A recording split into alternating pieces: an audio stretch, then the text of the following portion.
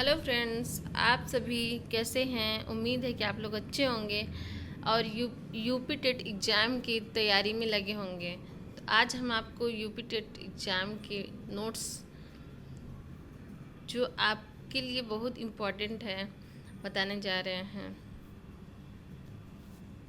बाल मनोविज्ञान।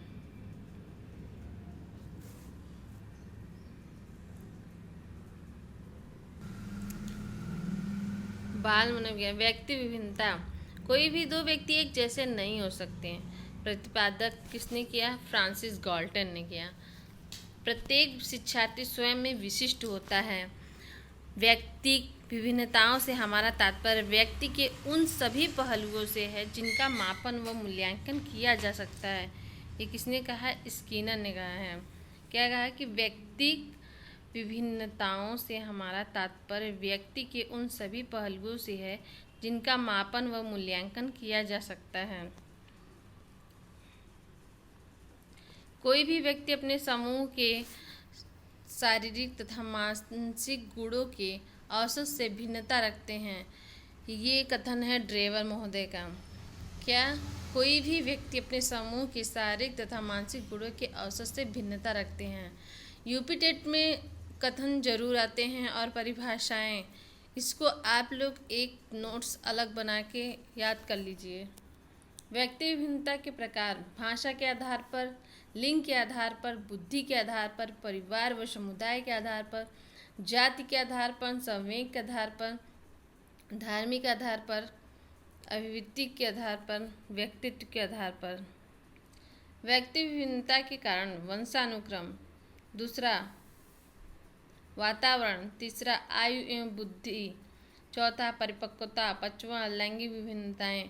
व्यक्ति विभिन्नताएं जानने की विधियाँ: बुद्धि परीक्षण, उपलब्धि परीक्षण, संवेग परीक्षण, अभिक्षमता परीक्षण, अभिरुचि परीक्षण, व्यक्तित्व परीक्षण।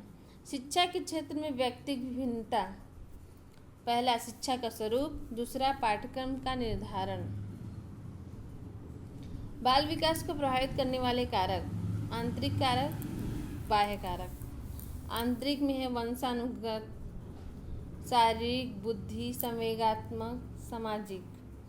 बाह्य में है जीवन की घटनाएं, भौतिक वातावरण, सामाजिक आर्थिक स्थिति, गर्भावस्था के दौरान माता का स्वास्थ्य और परिवेश। वंशानुक्रम व्यक्ति की जन्मजात विशेषताओं का योग है। किसने कहा है? B.N. झा ने कहा है। वंशानुक्रम व्यक्ति की जन्मजात विशेषताओं का योग है। फ्रेंड्स, छोटे छोटे परिभाषाएं और कथन जरूर याद कर लीजिए, क्योंकि पेपर में छोटी छोटी परिभाषाएं ही पूछी जाती हैं, बहुत ज़्यादा बड़ी नहीं पूछी जाती। वंशानुक्रम में वे सभी बातें आ जाती हैं जो जीवन का आरंभ करते समय, जन्म के समय नहीं वरन गर्भाधान के समय व्यक्ति में उपस्थित थी। ये कथन है उडवर्थ महोदय का। वंशानुक्रम में वे सभी बातें आ जाती हैं जो जीवन का आरंभ करते समय, जन्म के समय नहीं वरन गर्भाधान के समय की उपस्थित थी। मतलब जब गर्भाधान की बात आ जाए तो वहाँ पे वुडवर्थ महोदय का नाम आ जाएगा। माता पिता की शारीरिक एवं मानसिक विशेषताएं का संतान में हस्तांतरण होना वंशानुक्रम है। कथन है जेम्स ड्रेवर का। माता पिता की शारीरिक और मानसिक विशेषताओं का संतानों में हस्तांतरण होना वंशानुक्रम है। जेम्स ड्रेवर का कथन है। हम इसलिए कथन परिभाषाओं को इसलिए दोहरा रहे हैं क्योंकि आप लोग एक बार अगर सुनेंगे भी तब भी आपके दिमाग में ये चीज़ बैठ जाएगी। वंशानुक्रम व वातावरण योगफल न होकर गुणनफल है। कथन है उडवर्थ का। बीजकोष की निरंतरता का नियम बीजमैन ने दिया है। बीजकोष की निरंतरता का नियम बीजमैन ने दिया है। आनुवंशिकता के सिद्धांत: बीजकोष की निरंतरता का सिद्धांत समानता का सिद्धांत, जैसे माता पिता वैसे बच्चे। प्रत्यागमन का सिद्धांत बालक माता पिता के गुणों का बिल्कुल विपरीत है। चौथा जीव सांख्यिकी सिद्धांत फ्रांसिस गाल्टन ने दिया। बच्चे माता पिता से ही अपितु पूर्वजों से भी गुण प्राप्त करते हैं। अर्जित गुणों के अवितरण सिद्धांत। अर्जित गुणों का हस्तांतरण माता पिता द्वारा बच्चों में नहीं होते। छठवां, अर्जित गुणों के वितरण का सिद्धांत। अर्जित गुणों का वितरण संतानों में होता है। पहला लैमार्क का, दूसरा डार्विन का, तीसरा भिन्नता का स्वरंसन ने दिया। वंशानुक्रम का प्रभाव। बालक पर प्रभाव पड़ता है। प्रभाव प्रतिपादक। मूल शक्तियों का प्रभाव थार्नडाइक। मूल शक्तियों का प्रभाव थार्नडाइक। शारीरिक लक्षणों का प्रभाव कार्ल पियर्सन। प्रजाति की श्रेष्ठता क्लार्क ने वर्ग ने।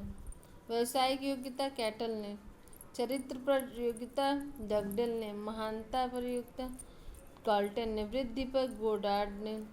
संचयी प्रभाव कार्लसैनिक ने। सामाजिक स्थिति पर मिन्सिप ने। वातावरण के कितने कारक हैं? 3 कारक हैं, सामाजिक, सांस्कृतिक और आर्थिक।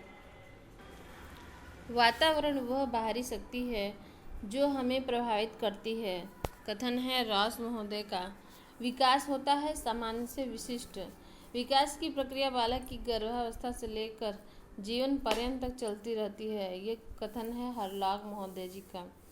विकास का संबंध होता है गुणात्मक और परिमाणात्मक। एग्जाम में अगर वंशानुक्रम और वातावरण आ जाए तो वही सही मानिएगा। अगर वंशानुक्रम गुणे वातावरण है तो ही टिक करिएगा, अगर प्लस में है तो नहीं, क्योंकि उसके गुणात्मक प्रकृति होती है। बाल विकास के सिद्धांत। निरंतरता का सिद्धांत। विकास न रुकने वाली प्रक्रिया है या सतत प्रक्रिया है। वृद्धि तो रुक जाती है लेकिन विकास की प्रक्रिया आजीवन चलती रहती है जब तक मृत्यु नहीं हो जाती।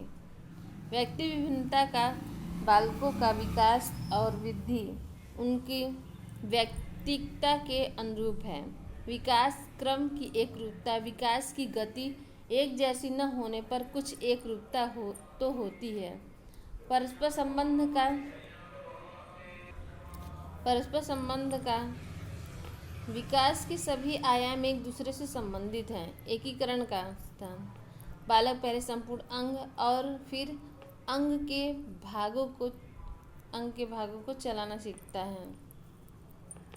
वृद्धि एंड विकास की दर एक समान नहीं होती। विकास की भविष्यवाणी की जा सकती है। विकास लंबवत न होकर वर्तुलाकार होता है। ये लाइन एक लाइन एग्जाम में पूछा गया है, मोस्ट इम्पॉर्टेंट है। विकास की दिशा का सिद्धांत। सिरः पदाभिमुख दिशा, सिर से पैर की ओर। दूसरा है समीपस्थ दूराभिमुख दिशा, शरीर के केंद्र से बाहर की ओर। समाजीकरण के कितने प्रकार होते हैं? पहला प्राथमिक मुख्य समाजीकरण। दूसरा द्वितीय गौण समाजीकरण। परिवार एंड मित्र किस समाजीकरण में आते हैं? प्राथमिक। विद्यालय और निकटतम परिवार के सदस्य किस समाजीकरण में आते हैं? द्वितीय क्या गौण। समाजीकरण प्रारंभ होता है जन्म से। स्वदर्पण का सिद्धांत दिया खुले ने। मनोसामाजिक जीवन अवधि का सिद्धांत एरिक्सन महोदय जी ने दिया। परिस्थिति परक सिद्धांत दिया ब्रोनफ्रेंड-ब्रेनर ने। परिस्थिति परक सिद्धांत दिया ब्रोनफ्रेंड-ब्रेनर ने। सामाजिक प्रत्याशाओं के अनुरूप व्यवहार की योग्यता का अध्ययन सामाजिक विकास कहा जाता है। कथन है हरलॉग महोदय जी का। बाल केंद्रित शिक्षा है पूर्णतः मनोवैज्ञानिक और लचीला। मनोविज्ञान सिद्धांत प्रतिपादन सिगमंड फ्राइड ने। ऑस्ट्रेलिया और वियना के निवासी थे। मन की 3 अवस्थाएं किसने दिया? फ्राइड महोदय जी ने। चेतन मन मस्तिष्क की जागृत अवस्था वर्तमान से संबंधित है। अर्धचेतन मन अचानक कोई बात भूल जाना, अचानक कोई भूल जाने से है। चेतन व अचेतन की बीच की अवस्था है अर्धचेतन। अवचेतन दमित इच्छाएं, काम, इच्छा भंडार। फ्राइड के अनुसार व्यक्तित्व के 3 अवस्थाएं हैं।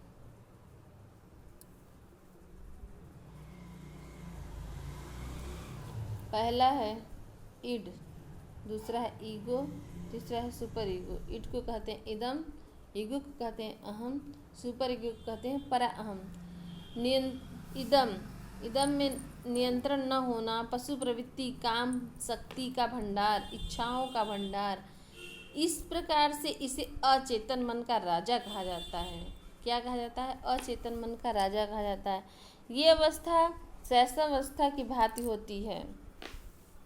ये जन्मजात प्रवृत्तियां होती हैं इसमें। अहम, ईगो वास्तविकता से संबंधित होते हैं। ईगो चेतन मन का स्वामी होता है। ईड पर नियंत्रण करना इसका कार्य है। ये अवस्था बाल्यावस्था की भांति होती है। सुपर ईगो,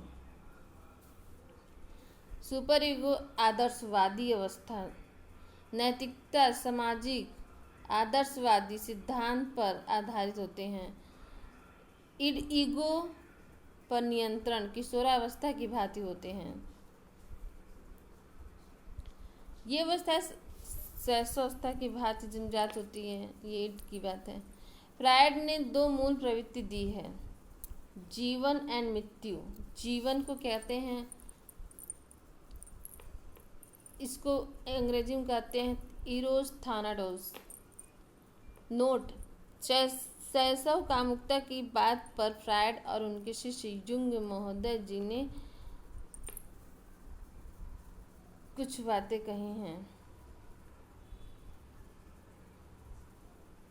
एरिक्सन का मनोवैज्ञानिक मनोसामाजिक सिद्धांत, बालकों और किशोरों में व्यक्तिगत पहचान किस प्रकार विकसित हो, इसलिए ये सिद्धांत दिया गया है। पूरा जीवन अवधि को कितने भागों में बांटा गया है? 8 भागों में बांटा गया है। इसे जीवन अवधि का सिद्धांत भी कहते हैं। स्टेप 1, विश्वास बनाम अविश्वास। ये 0 से 8 माह तक चलता है। जब बच्चे को माँ बाप का प्यार मिलता है तो बच्चे में भरोसा विश्वास होता है। जब माँ बाप का प्यार नहीं मिलता तो वह निराश और अकेलापन सा महसूस करने लगते हैं। ये कितना होता है? 0 से 18 माह तक। दूसरा है स्टेज 2, स्वायत्तता बनाम शर्म, 18 से 3 वर्ष। ये वर्ड्स जरूर पूछा जाता है, आप इसको नोट्स में एकदम हाईलाइट करके लिख लीजिए। अगर बच्चे को खेलने कूदने की स्वतंत्रता दी जाए तो वो बच्चा कहता है आई कैन डू दिस। अगर बच्चे को खेलने कूदने न दिया जाए तो उसमें शर्म संदेह की भावना होगी और वह कहेगा I can not do this. Stage 3, पहल बनाम अपराध बोध, 3 से 6 वर्ष। बच्चों को चुनौतियाँ, यदि बच्चों को प्रोत्साहित नहीं करेंगे तो उनको सामना करना पड़ सकता है, तो बच्चों का मन अपराध की प्रवृत्ति हो जाती है। क्या हो जाती है? अपराध की प्रवृत्ति हो जाती है। परिश्रम बनाम निष्कृष्टताहीन भावना, 6 से 12 वर्ष। यदि बच्चे का उद्यम में परिश्रम का विकास ध्यान दिया जाए तो बच्चा परिश्रमी बनेगा, और यदि उसके परिश्रम की भावना पर ध्यान न दिया जाए तो बच्चे के अंतर में हीन भावना का जन्म आएगा। पहचान बनाम भ्रांति, पहचान बनाम भ्रांति, 12 से 18 वर्ष।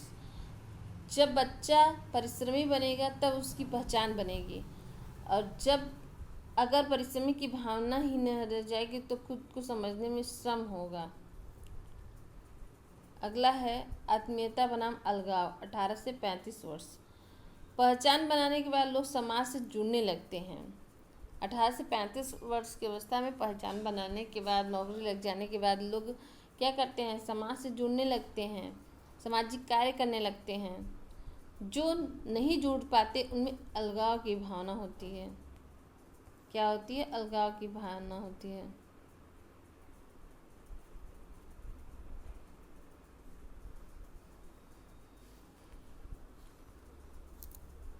जन्नता बनाम स्थिरता 35 से 65 वर्ष। आने वाली पीढ़ी के बारे में सोचकर कुछ धन एकत्र करके रखना, साधन जुटाना। अगर साधन न जुटाएं तो क्या होगा? जिसमें जनता की भावना उत्पन्न नहीं होती, उनमें स्थिरता आ जाती है।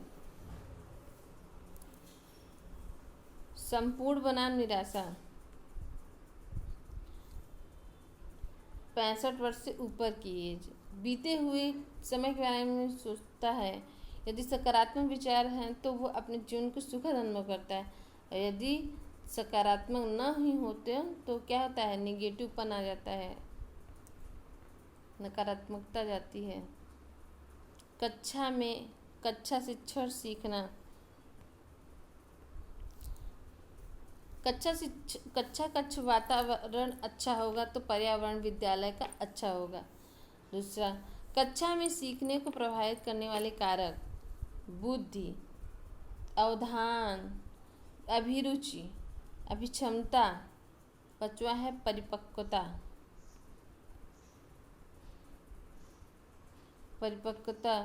छठवां है सीखने की विधि। सातवां है कक्षा की भौतिक अवस्थाएं। आठवां है स्वास्थ्य एवं उम्र, लिंग भेद।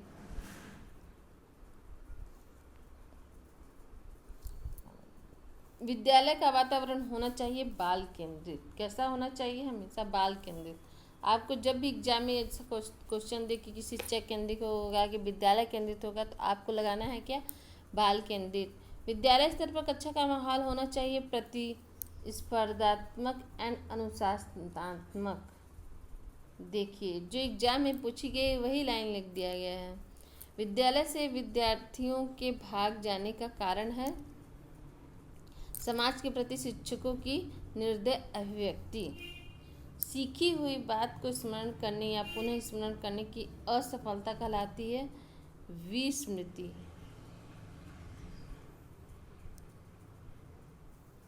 तर्कणा के प्रकार हैं अगणात्मक यानी विशिष्ट से समान, निगनात्मक सामान्य से विशिष्ट। सीखने के नियम: तत्परता का नियम, अभ्यास का नियम, प्रभाव का नियम।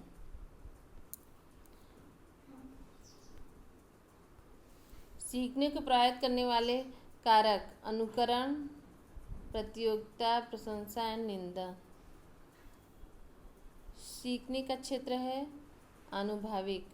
सृजनशीलता बालकों में कौन सा गुण पाया जाता है? मौलिकता का। प्रथम शैक्षिक मनोवैज्ञानिक हैं थॉर्नडाइक।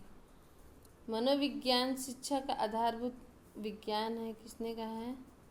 स्किनर महोदय ने। शिक्षा मनोविज्ञान की उत्पत्ति 1900 में हुआ। शिक्षा मनोविज्ञान को स्पष्ट रूप से कब जाना गया? 1920 में।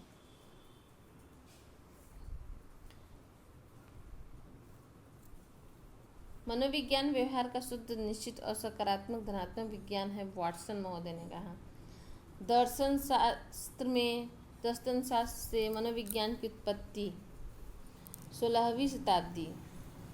आत्मा का विज्ञान कहा गया। किसने कहा? प्लेटो और अरस्तु और डेकार्टे महोदय ने। 17वीं शताब्दी।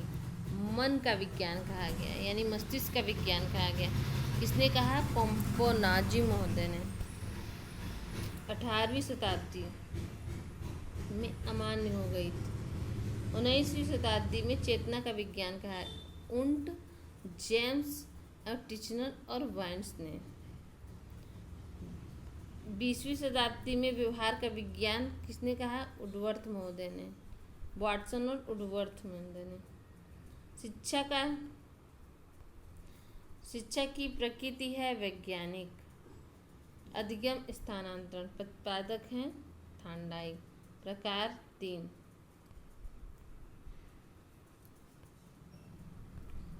पहला सकारात्मक। एक स्थिति में सीखा गया ज्ञान दूसरी स्थिति में प्रयोग। दूसरा नकारात्मक। एक स्थिति में सीखा गया ज्ञान दूसरे में बाधा उत्पन्न करे तो नकारात्मक होगा। तीसरा शून्य। एक स्थिति का सीखा गया ज्ञान दूसरी स्थिति में न तो सहायक हो न ही बाधा उत्पन्न करे। दिशा के आधार पर। द्विपक्षी द्विपार्श्विक स्थानांतरण दाएं भाग द्वारा सीखे गए कार्य को बाएं भाग में स्थानांतरित कर दिए। द्विपक्षीय स्थानांतरण जैसे दोनों हाथ से लिखना। क्षैतिज एक परिस्थिति का ज्ञान दूसरे से मिलती जुलती परिस्थिति में किया जाए तो जैसे उदाहरण भूगोल का उपयोग इतिहास में समझने के लिए किया जाता है।